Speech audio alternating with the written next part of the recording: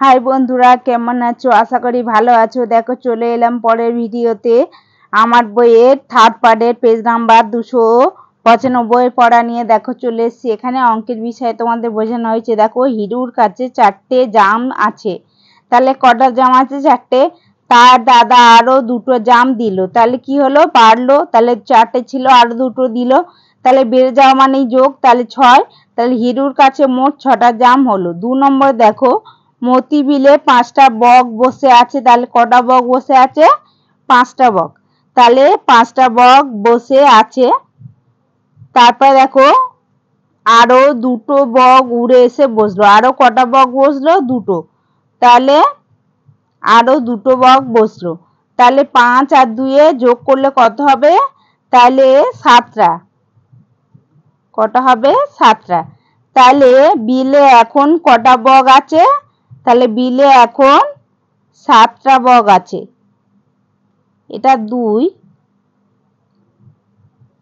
তাহলে বিলে কটা বক আছে? 7টা বক আছে। তারপর দেখো 3 নম্বরে, ঘাসের উপর 8টা ফড়িং বসেছিল, সেখানে আরো 5টা ফড়িং এসে বসলো। তাহলে কটা ফড়িং বসেছিল? 8টা। দেখো, 8টা বসেছিল, আরো 5টা এসে বসলো। তাহলে যোগ বেড়ে গেল, তাহলে আরো 5টা বসলো। তাহলে তাহলে কত হলো? দেখো, ঘাসের উপর 8টা ফড়িং বসে আছে, সেখানে আরো 5টা ফড়িং বসলো। তাহলে কি এখানে বেড়ে গেল? 8টা ছিল, আরো 5টা এসে বসলো, তাহলে বেড়ে যাওয়া মানেই যোগ। তাহলে কত হলো? 13। দেখো, 8টা ছিল আর 5টা এসে আরো বসলো, তাহলে কত হলো? 13। তাহলে দেখো, 8, 9, 10, 11, 12। এই যে 8, 9, 10, 11, 12, 13। তাহলে কটা হলো? 13। তাহলে কটা ফড়িং হলো? 13টা।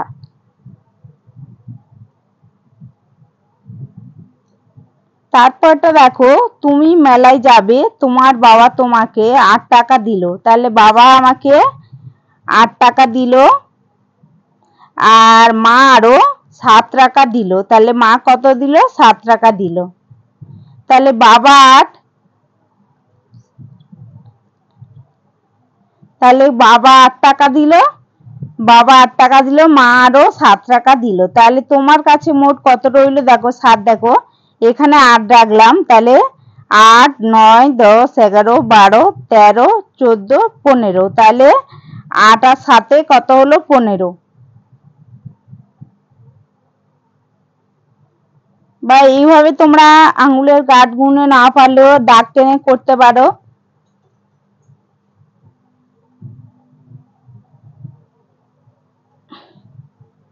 তাহলে আমার কাছে মোট কত আছে? 15। 15 টাকা আছে।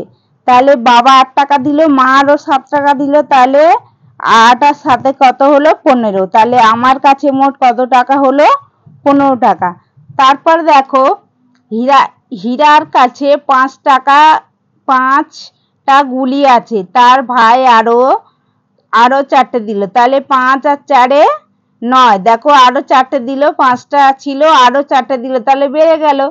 এবার ওর কাছে মোট কটা গুলি আছে? তাহলে 5 আর 4 9। তাহলে হীরার কাছে মোট কটা গুলি আছে? 9টা। তো দেখো, কাজলের কাছে 7টা মাছ উঠলো। কাজলের জালে কাজলের জালে মোট 7টা মাছ উঠলো। কাজল আরো জাল ফেলে এবার 9টা মাছ উঠলো। তাহলে এবার 9টা মাছ উঠলো। তাহলে কাজল মোট কটা মাছ পেল? দেখো, আমি গাঁট গুনে বোঝাচ্ছি, এখানে 9 ধরবে। এবার 9, 10, 11, 12, 13, 14, 15, 16। তাহলে কটা? 9 আর 7 কত হলো? 16টা। তাহলে কাজল কটা মাছ পেল? 16টা মাছ পেল। তাহলে কাজল মোট কটা মাছ পেল? 16টা। তোমরা বুঝতে পেরেছো? এটা না বুঝতে পারলে তোমরা দাগ টেনে করবে, কোনো ব্যাপার নেই। আর দেখো, আসিফকে তার চাচা 4টে লেবু দিল, ফুপু আরো 6টা লিচু দিল, মানে 4টে লিচু দিল, আর ফুপু আরো 6টা লিচু দিল। তাহলে আসিফের চাচা দিল 4টে আর ফুপু দিল 6টা।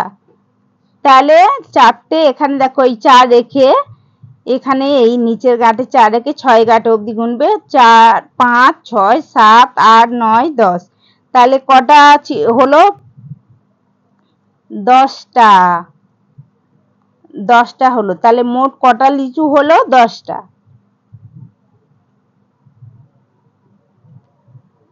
তারপর দেখো মিমির কাছে 8টা গুলি আছে।